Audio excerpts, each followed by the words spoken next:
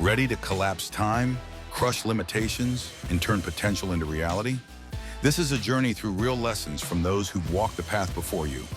Welcome to Layers of Leadership, hosted by Dr. Michael Marion Jr. Welcome to Layers of Leadership podcast. My name is Dr. Michael Marion, and I have the honor and pleasure to have Anette Smith with us today, a person I can call a friend that I've had a lot of good times with. I almost wore my cowboy boots for you. We have to get into that story. Anette is the CEO for an organization called Impact Group Enterprise LLC, which is a transformational leadership coaching group that focuses on strategy and providing leadership for private and nonprofit organizations. You have over 2 decades of experience doing this work. I was thinking about when we first met, you were at Sutter Health. I was. And you spent quite a bit of time 22 there. years, yeah. 22 years. It's been that long. Yeah, I may have shaved off a few years. So definitely want to 20 do that. 20 plus. Absolutely. You have your BS in Business and Administration, which is awesome. Yes. And you sat on like tons of boards where we've also spent some time at, are thinking about like the Red Cross or the City Year or Project Lead, which was at the White House. And I want to hear more about that.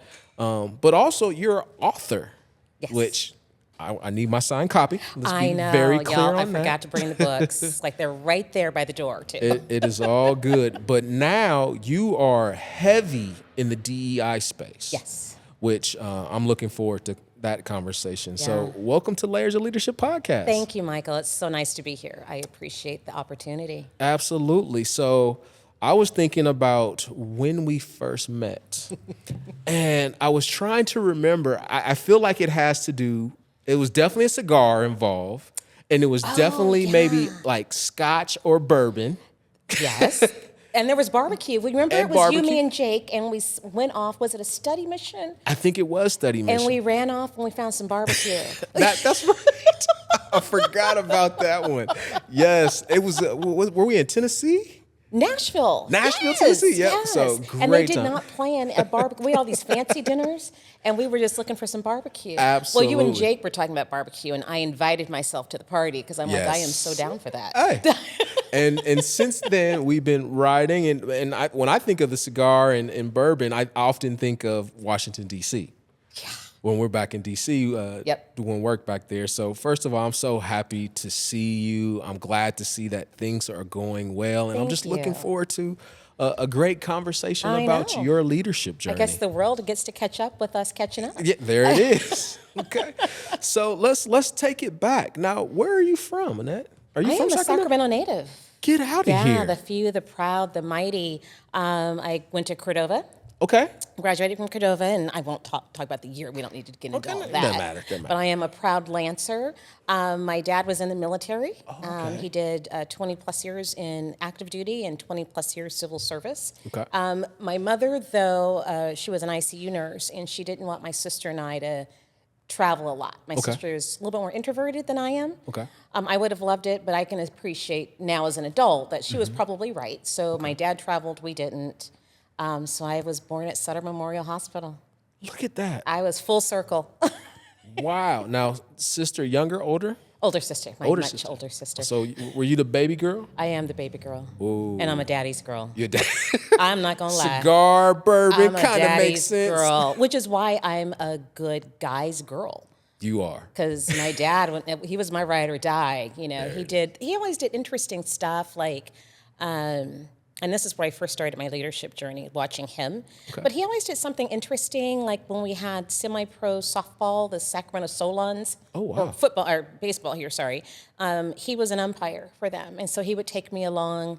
I was his little, 6 years old, and I'm rolling with my dad to these games. I still love baseball to this day. Okay. For that very reason, that was his thing.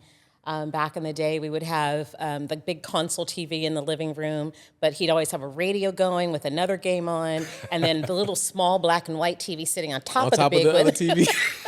I might still have one of those somewhere. Love it.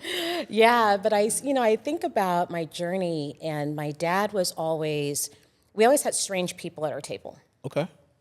And when he passed in 2010, so 2009, we had done a celebration of life for him. Okay.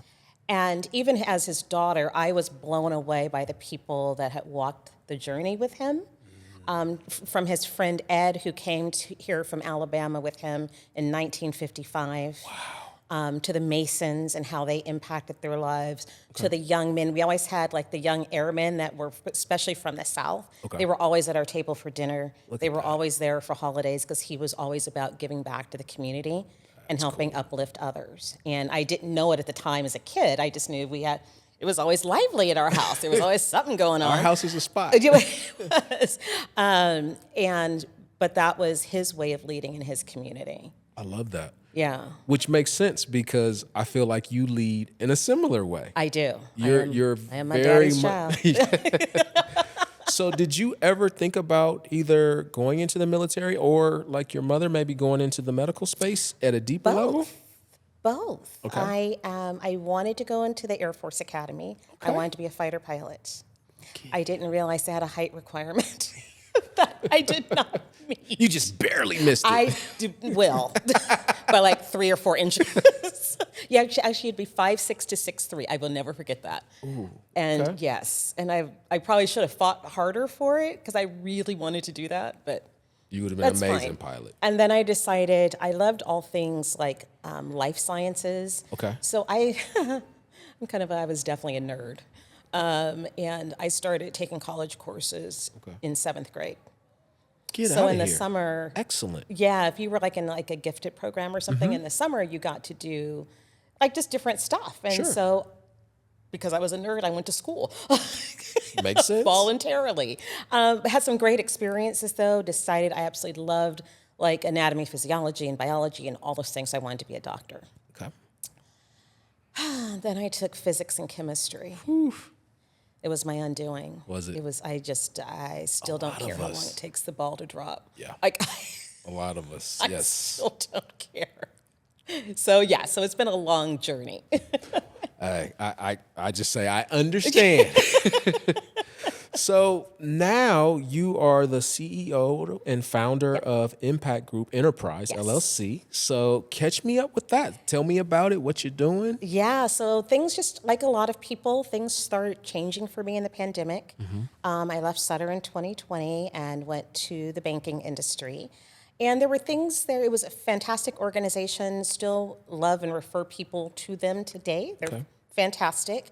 But much smaller organization. So from 50,000 employees to 150.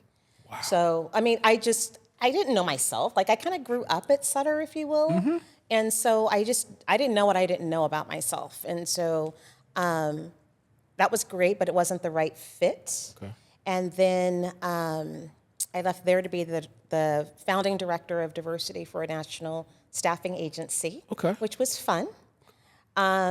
Still not quite the right fit. And I realized these companies, they're fantastic, they're successful, like their model works for them, that it was me. It was an inside issue that I was probably not the best employee at that moment in time.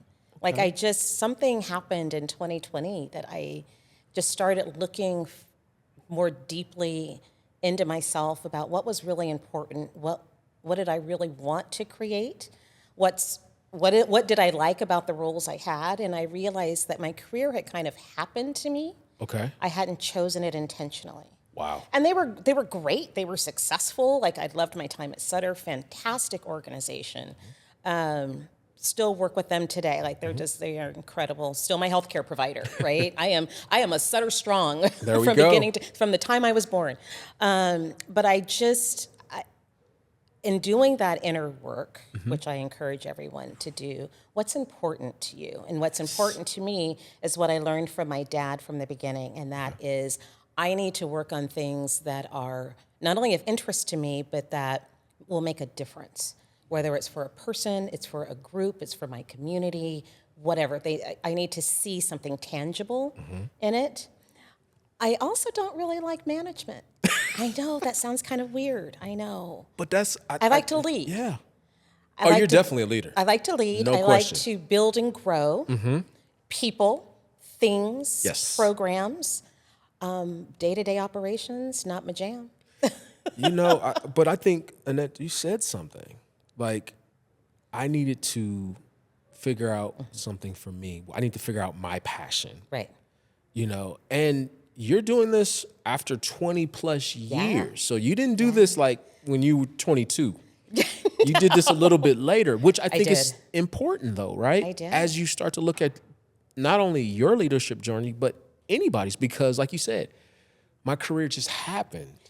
You know, and I'm a Gen Xer, and, you know, we watched the baby boomers who went into companies and stayed for 30, 40, 50 years even, and thought that was kind of the way to do it. Yep. And so you stay at companies and you move up, and, you know, there's nothing the wrong gold with watch. it. It's fine if that's where you want to be. But if you have an opportunity to take a pause and say, well, is this really what I want to be doing? Is this really feeding my soul, or is it just a paycheck? And if it's just a paycheck, that is absolutely okay. Right. That's absolutely okay. Props to you and your retirement plan, because, you know, now that I've met more peers that are retiring from like county government or state government, and I'm I could have made some different choices, right? We all could have, yes. You know, there's absolutely nothing wrong with that. But for me personally, as I looked at the next phase of my life, I probably had another 20 years or so to work. And what did I want that to look like? And so, if you don't mind, what was it specifically? Was it the pandemic? Was it like you had a rough day at work? Was it I just like, you know what, I'm just burnt out? What was the kind of the thing for you? This episode is brought to you by Systems to Solutions. Think smarter, work better. Welcome to Systems to Solutions. I think it was the murder of George Floyd. That, in fact, was my turning point. That happened in May of 2020. I left Sutter in August of 2020. Wow. And I think for most of us, especially me, like I was born right after the civil rights movement, right? I took for granted some things. I knew life was still hard. I knew there were still barriers. I knew that in certain communities there were still adverse impacts resulting from racism and our shared history with that. But I personally had never seen anyone actually killed right before my eyes. Like I watched the video, and that just really reminded me that life is so fleeting. It is so short. And tomorrow is not promised to any of us, right? And so how do you want to spend that day? What do you want people to say about you at your celebration of life? Yeah. Right? And so that was really the catalyst for, I was fortunate, I had some money saved and said, you know, I'm going to bet on myself for a while and see what happens. And I'll be darned. It there worked. It is. It'll be 3 years of my own business in August. Nice. Yeah. You know, I was thinking about what you said about with George Floyd and how it rocked the country. It did. Because we had been saying this, screaming this, yelling this. You can't deny what you just saw. And I made a mistake, a big mistake as a parent, that I was able to, I don't think it was a mistake, it was just an accident, where I was cooking and the TV was on. And my boys saw it. How old was he at the time? Right now they're 8 and 10, so they were young. Oh. But it opened up a conversation about being Black in America. Probably earlier than you wanted it to be. Yeah, absolutely earlier. Because we all have the conversation. Oh, we all have it, for sure. My mom and my dad both had the conversations. My uncles had the conversations with me. But it was hard for them because they still look at some of these folks in these professions as role models. Of course. And people they want to be. And so my wife and I just had to have a conversation like there's good people and there's bad people in the society. There's still role models. Yeah. And there's still role models. Which is part of where I struggle with some of the discourse today. I come from not just a long military family. My grandfather, my great-grandfather, everybody served, Me right? too. My cousin is active duty Navy right now. My nephew was active duty Air Force. I have 2 other cousins that have served, right? Like, we are a long-term military patriotic family. Very much the same. I have one nephew who's a police officer. Super proud of him. And he became a police officer after all of that happened. Gotcha. And so, but it's something he'd always had a passion about and wanted to do. Yeah. And you have to support that. 100%. And there are wonderful, they are truly heroes. Oh, no question. Absolutely. No question. It's just unfortunate that there are some that have abused their authority. Privilege. Yeah. It's a privilege to serve. It's absolutely a privilege. That's a great way to put it. And there are people like that in every industry, absolutely. Unfortunately. Oh, absolutely. Unfortunately. And that was a part of our conversation. So, yeah. Wow, that must have been, I know, like for you, that was a major pivot. It was, yeah, it was. I honestly thought I would retire from that organization like everybody else. And who knows, I still might. You just never know. But in that moment in time, I needed to do something different. I get it. So this entrepreneurship space that you're in, you're doing your own thing. Yep. It looks like it's very successful from what I'm hearing and what I'm seeing. Yep. So tell me a little bit about it. Yeah, it's so funny. So when I decided to go out on my own, just to bet on myself, and you can always invest the money. I could have taken a trip. I decided to spend it on building a business, and what I thought it was going to be is not what it turned out to be. So maybe this is a lesson for the audience as well. Please. I had spent so much time, technically part of the HR team, even though I did niche work around like talent management, talent acquisition. So I really thought people would want like HR consulting. Okay. That's not what no one asked me for that. Really? What they wanted was strategic planning, leadership and organizational development, executive coaching, like all of those things that I absolutely love to do, not HR related. So I made the pivot. It's like, well, especially when you're starting out, you kind of say yes. Yes to everything. Yes to everything.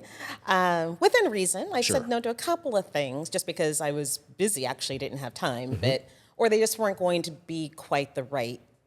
There's just some things I don't have an interest in doing, like compliance cases and that kind of stuff. Like I didn't do that when I was in HR, so I'm not doing it now. So I'll pass. I don't like it. So I started doing some strategic planning and helping craft and develop programs and run some programs. The Asian Chamber was my first big client. So shout out to Pat Fong-Kishida. Yep. Pat Fong, I need you on here. Yeah, she's like, yeah, we've got this project and we don't really know how to run it. Do you think you'd be interested? Sure, like I can figure it out. And I think that's one of my strengths is when you have a body of work and experience, like I can figure some stuff out. Absolutely. You don't need to, and I guess for anyone listening, don't feel like you have to have 100% of everything that someone asks of you, right? I know how to figure things out. So I don't need to know X. I learned way more. This was an EV charging station project. Okay. Ask me what I know about EV charging stations. And I know we have them. I know that you plug a car into them. And that's kind of it. How to develop businesses in that space, especially minority or veteran-owned or women-owned businesses in that space.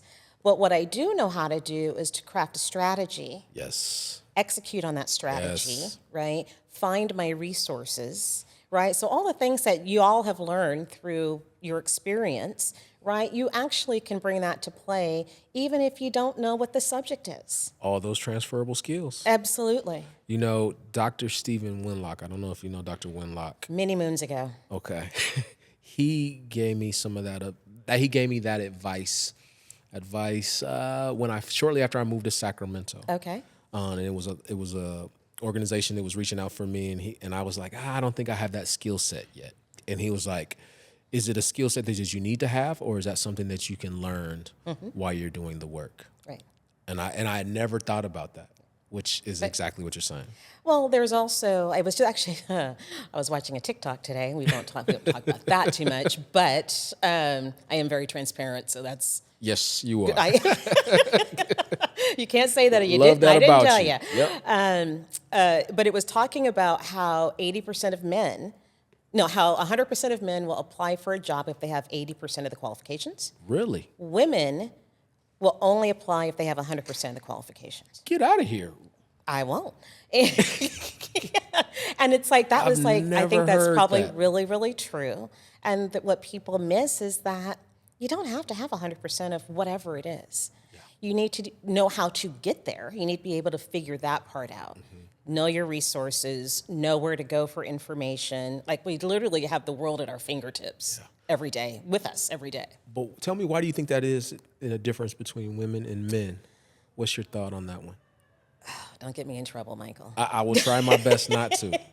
Not this time. I think because, I'll start with boys, are raised that they can be anything and do anything, and the whole boy mom culture is a true thing. Okay. And girls are often starting in third grade, that level of creativity and intellect and confidence is stifled starting in third grade. Okay. So I remember even just the things that go through my head sometimes. In first grade, I got a note sent home to my parents because I was being insubordinate in first grade. And I was insubordinate because the teacher told me I spelled my name wrong. What? And there's one thing I know is I know how to spell my name. I could read and write before I went to school, right? So I'm like, you can't tell me, Miss, that I don't know how to spell my name. And it took my mother going up there saying, you're spelling it wrong. Because it is spelled differently. I get that. Yeah. I have the French spelling compared to the American spelling, which most people were used to. Right. 1 N or 2. So I totally understand it. But even then I was like, I am going to stand up for myself and not let you tell me I'm wrong, because I know I'm not. Right. I know what I know. That's I don't know everything. Nah, but I think that's a great story just for folks to understand, like, the balance of society is still very much off. It is. It very much is. I see it in some of the women entrepreneurs with whom I've worked who were like, can I really do this? Imposter syndrome is real. And I think to myself, if you just looked at the people that are in leadership in this country right now, no one should be suffering from imposter syndrome. No one. Because they literally are doing jobs they have no qualifications for. Oh, my goodness. Right? Like, Yes. it's playing out in Yes, real and time. yes, That they've 100%. never done these jobs before. Doesn't mean they can't figure it out. Right, Doesn't mean, sure. like, none of that. But it means, but they are willing to do it and try. So why shouldn't you? So let me ask you this. So if you were able to go back to that little girl and tell her something now, what would you tell her? Especially when it comes to this leadership journey and those numbers that we just talked about. Don't let anyone shake your confidence in yourself. Yeah. And don't let anyone tell you that you're conceited for being confident in your abilities. Yeah. That's good stuff right there. And we need more of that. We need more of that. Yeah, I think, I'm always team entrepreneur. I'm teams, people working hard to achieve their goals, whatever that may look like for them. But I really do have a passion for helping women really grow and develop into the fully realized people that they could be. I think there's, if we had more women in leadership, I think we would have a different country. For sure. For sure. Where did that come from? Where did that, I don't know if we call it women empowerment. I don't know what we would label it as, but where does that come from? Critical thinking. Men have been running this country for a long time. I don't think any of us think it's where we should be. Oh, no question. Right? No question. So I will vote for you in a minute. In a minute. thank you. And I've had the privilege of being able to work with and observe some phenomenal women leaders. Right? When it's really well done. And you could see and feel the difference in the organization, just because I remember one chief nursing officer I worked with at Sutter. I was shocked in doing rounding with her in her hospital, and she literally knew every single staff person's name, And they must have, I don't know, 5,000 employees. Sure. Like everyone we came across, she knew not only their name, she knew about their family, how many kids they had, how are the kids doing. Like to this day, Shelley is just one of the most impactful leaders I've ever had the opportunity to work with. We need so many more, for sure. Yeah. I'm in support of that. So transitioning a little bit into this DEI space. Yeah. So where did that come from? When did that become your thing? Catch me up on that. It actually started about probably 15 years ago. Okay. Through many of the health systems size iterations, right? We were the region, we were the valley, all sorts of different things. So I was doing some of that work and had some aha moments in that space. And just recognizing, do we need to? Yeah, just keep going. Okay. We'll slice and dice it. You're good. Okay. Recognizing that we need to do a better job of teaching the leaders who are evaluating employees how to do it objectively, right? And it doesn't mean they're bad people. That's not it at all. It's that they know what they know, right? And if we haven't taught you how to do that, it's a skill that needs to be learned. We make a lot of assumptions about leaders, what they do or don't know.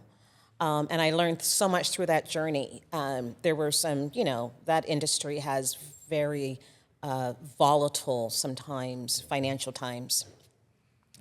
And I just remember being in a room with a bunch of leaders, one of our quarterly leadership meetings or something, and talking about the budget reports.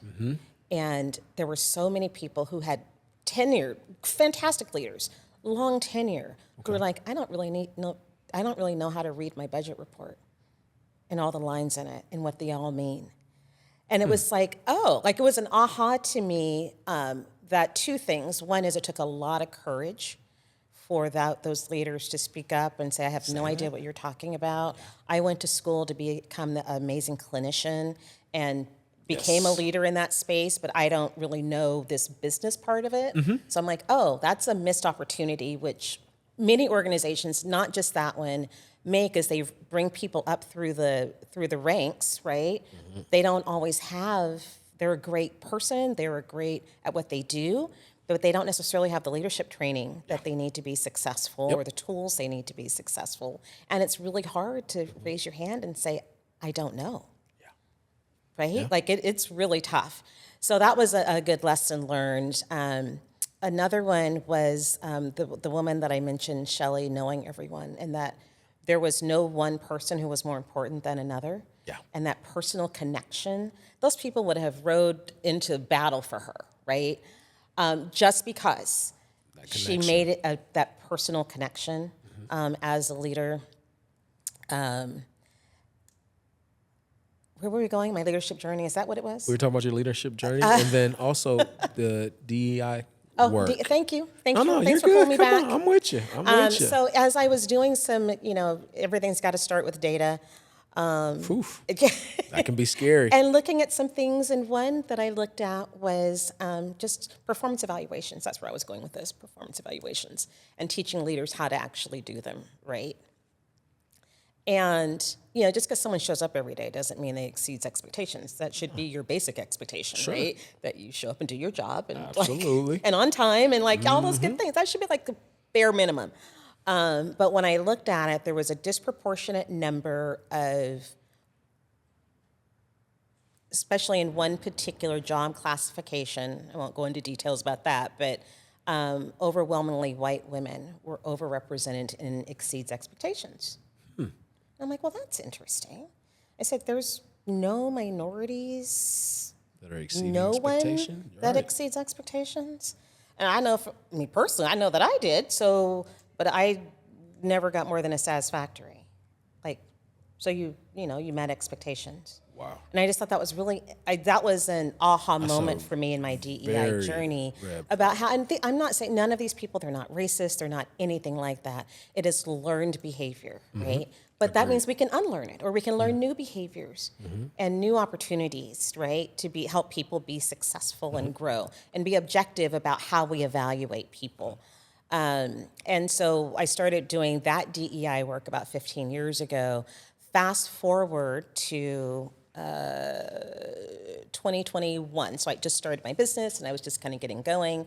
And a couple of organizations reached out and said, hey, we've heard that you have done some DEI work. Do you want to do some workshops for us? Wow. So I've been able to do some amazing workshops for different organizations, a lot of state and local governments around helping them become better inclusive leaders. Yes. And I love two things about it. One is that our public agencies are all in on DEI here in California. They are fully committed to it. Mm-hmm. The governor's committed to it, ensuring that our public agencies reflect our communities, that everyone does really have an equal opportunity to be successful.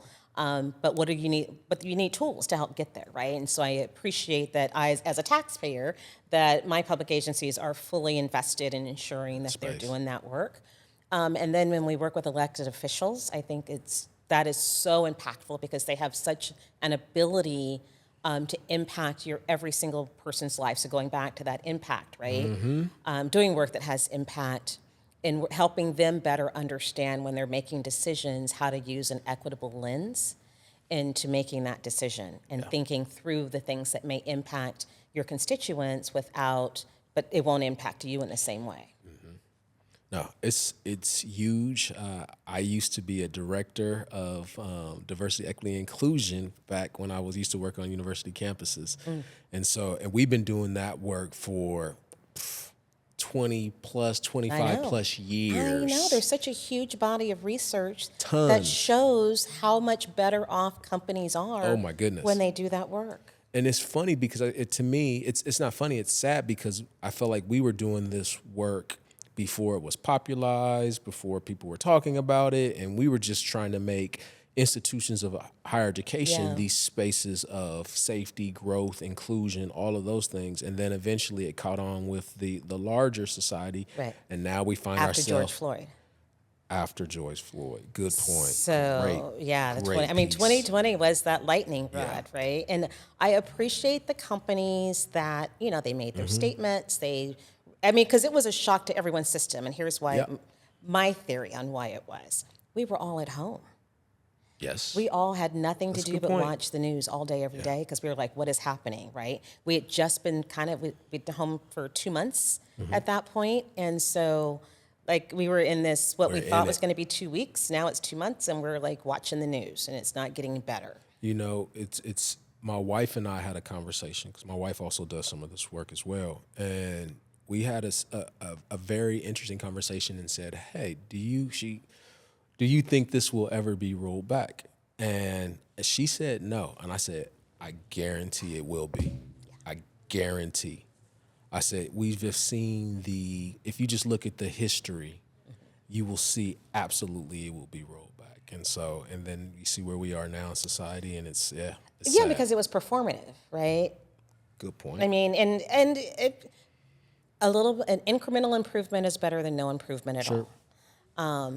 I think there are still organizations that have seen the benefit, and even in today's climate, are still focused on the outcomes of the work. Yeah. So people are all hung up on the acronym. I don't care. Call it what you want. Call it what you want. It doesn't really matter. The goal is connectedness, belonging, opportunity, safety. Yes. Those are things. Who can say they don't want those things? In any group that you're in, whether it's the workplace, whether it's your friend group, it's your family, you want all of those things. We all want to belong in whatever space we're in. And that's really all. DEI is a tool to help people get there, to help organizations get there, to be thoughtful about the decisions that they make at an organizational level.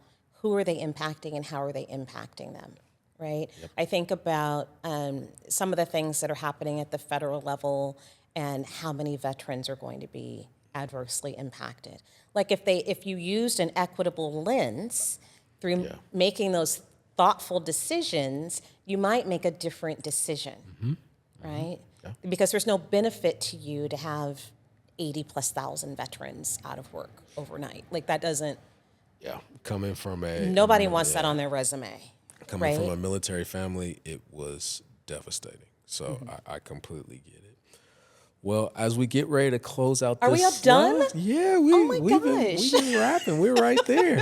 And so as we get ready to close out, I do want to hear a little bit about this work that you're doing. You're writing. You have published some books. So I want you to make sure you put that out there, but also would love to hear any parting words that you have on your leadership journey, and then definitely how we can contact you. Okay. So the book, that it's absolutely lovely. You can find it at Amazon. It's called The Joy of Work. Okay. And it's a collaborative book. There's 14 authors in the book. I'm chapter 4. Okay. And mine was about every woman in the book wrote it from their leadership perspective. I started the two ladies that kind of started the book, Jennifer Persyke and Dr. Janice Thompson. Okay. Are executives and coaches here in Sacramento. I met Jennifer when she was the acting executive director for Leadership California. I got to give a shout out for them. Wow, okay. Because that was really, I went through that in 2019 and it changed my life. And it is going through that exercise and that experience is what really prompted me to make my career change in 2020. Like it was really impactful. All right, you're gonna have to give us a quick tip on what that was. So it's so Leadership California. It's designed to take women from success to significance, right? So they're all leaders in their field in some way, shape, or form.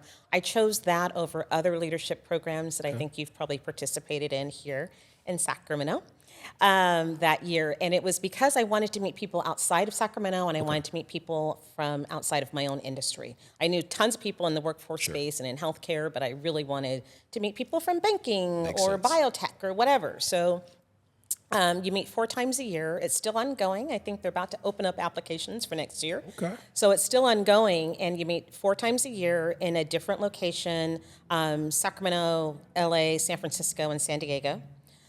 For 3 or 4 days. And so, but you're kind of in this bubble.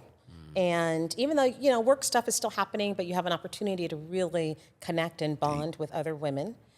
And we heard from you just learned about the issues and trends in California.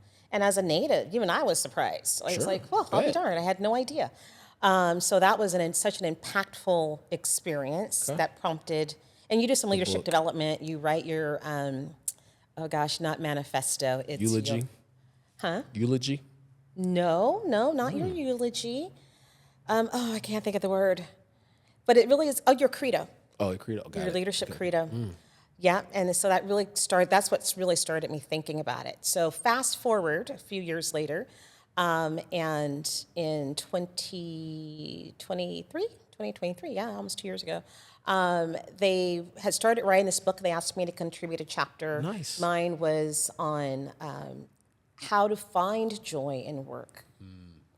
Because by definition, it's not joyful, right? It's not. Such an important piece. There's nothing joyful. I actually start with the definition of work, and there's nothing in there that's joyful. So how do you go about finding joy, especially if people work for all different reasons? You got to put food on the table. You got to take care of your kids. Like, you may be doing something you absolutely do not enjoy. Yeah, that's we're gonna have. I mean, it's just reality, right? Yeah.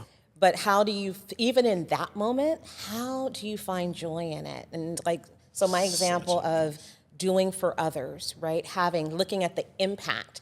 I was in healthcare. I never actually touched a patient, but I enabled the people that did take care of the community to do their work better, right? Which is what we need. So it's like you can find a way to get there, and you can, participate in your employee resource groups, or if there's volunteer opportunities at your job, do that. I love that. That's going to be, I'm looking forward to reading it and getting my signed copy. So how can folks find you? They can find me. I have the longest email address in the world. It's Anette at impactgroupenterprises.com, or you find me on LinkedIn, just Anette Smith. I think I have short hair on LinkedIn, but Anette with one N. There it is. Any parting words? I think just thank you. Thank you for the opportunity to chat with you about leadership and what I'm doing. I appreciate you and have all these years, although you still should have bought those cowboy boots. We didn't talk about that story. She wanted me to buy some white alligator cowboy boots. Y'all. As tall as And he I is. have boots, and y'all know I'm into horses and my wife, and we do all of that. But white cowboy boots, I They wasn't were ready banging. for it. Well, I appreciate you. Thank you. And looking forward to see the great things you're doing. Thank you so much. I appreciate you.